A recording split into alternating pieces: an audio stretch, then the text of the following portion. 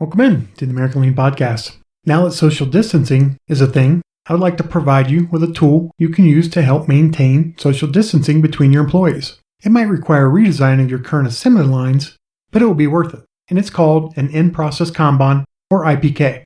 Now, many of the pictures I have seen of assembly lines have people crammed next to each other. I understand why.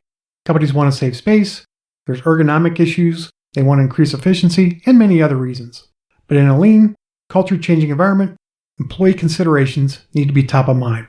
So I want to talk about how we can keep workers safe and minimize work in process using in-process Kanban, or IPKs.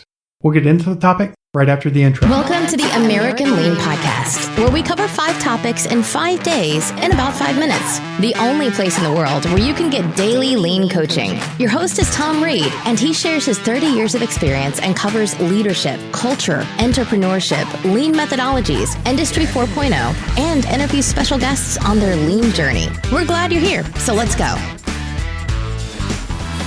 Welcome in to the American Lean Podcast. This is episode 35. We should deploy everything possible to protect employees.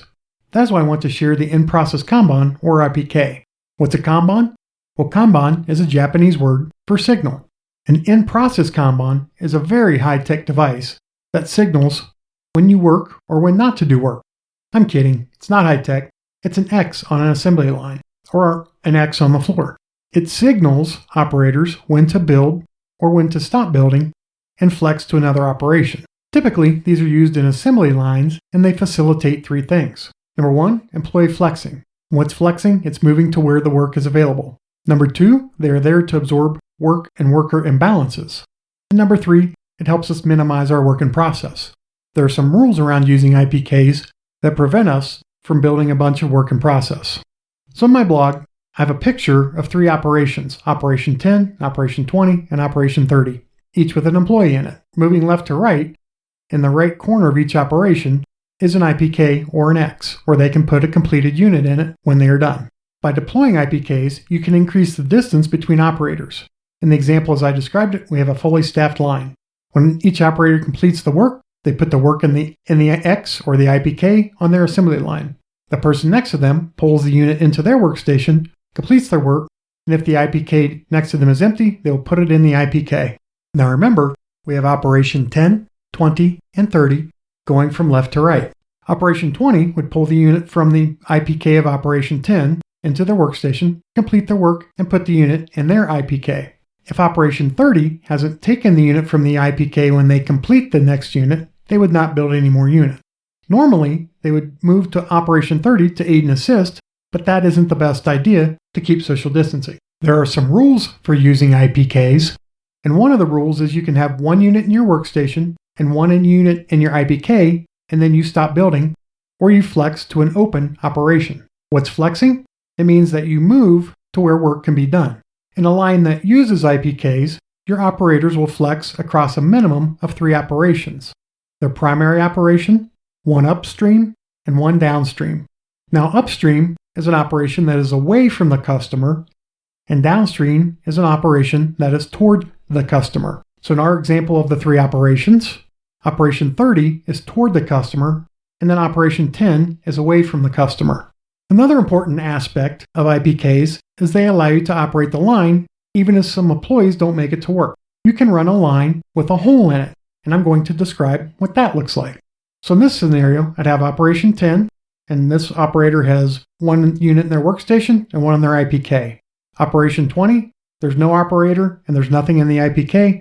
Then Operation 30, same deal. Has a unit in their IPK and a unit in their workstation. So Operation 10 is manned, Operation 20 is empty, and Operation 30 is manned. Remember the rule of having 1 unit in your workstation and 1 unit in your IPK, and then you flex.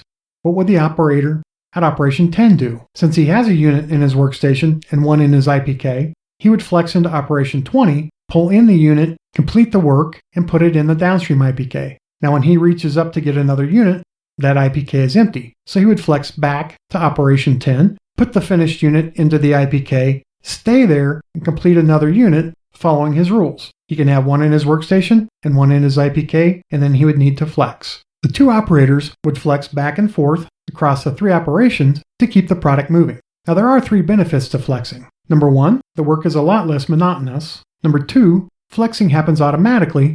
There's no supervision required. The operators just follow the rules and move to the operation where work is available. And then the operators know 3 operations, which makes them more flexible. Now, if your assembly lines are high volume or you measure against takt times, operating a line with a hole in it means that takt times will go by and you won't get a product off the assembly line. And that is by design. We have 2 operators flexing across 3 operations.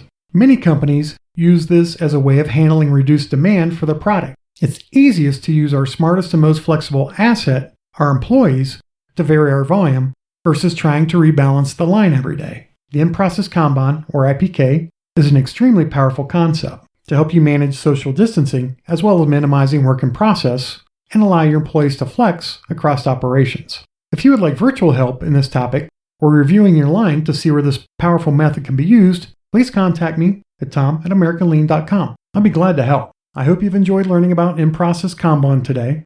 Remember, consuming information is great, but I want you to take this information to make yourself and your company a little bit better today. This podcast is for you, so if there are topics that you'd like me to cover, or if you'd like to share your company's lean journey, please contact me at tom@americanlean.com. Full show notes can be found at americanlean.com/blog. Keep employees safe and minimize work in process using in-process Kanbans. Until tomorrow, have a great one.